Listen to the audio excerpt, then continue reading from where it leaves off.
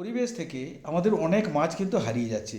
এই হারিয়ে যাওয়া মাছের ভেতরে কিন্তু মোরলা মাছ অন্যতম, এবং এর খাদ্যগুণের জন্য এটা আমাদের কাছে কিন্তু অনেক সমাদৃত। তেমনিভাবে আরও অনেক কিছু মাছ যাচ্ছে, যার ভেতর আমাদের অতি প্রিয় মাছ একটা ন্যাদোস মাছ। এই ন্যাদোস মাছের কথা সবারই জানা, এবং এই মাছের যে বিভিন্ন যে রসনা হয় সেটা নিয়ে আমাদের কাছে পরিচিত। আরেকটি অন্যতম মাছ হচ্ছে আমাদের পাবদা, যেটা কিন্তু সুস্বাদু এবং যেটাকে আমরা বাটার ফিশ বলি। এই বাটার ফিশ স্বাদে গুণে সবসময় ভালো, সেই জন্য আমাদের একটা খাদ্য তালিকায় এটা কিন্তু আছে।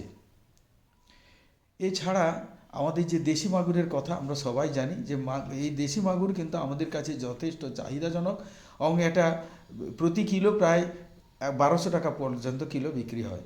এখন আমাদের গ্রাম বাংলাতে আরেকটি জিনিস আমাদের নিয়ে এসছে জীবিকা নির্বাহের জন্য, সেটা হচ্ছে আমাদের ঝিনুক, যেখান থেকে এই ঝিনুক থেকে আমরা মুক্ত চাষ করতে পারি।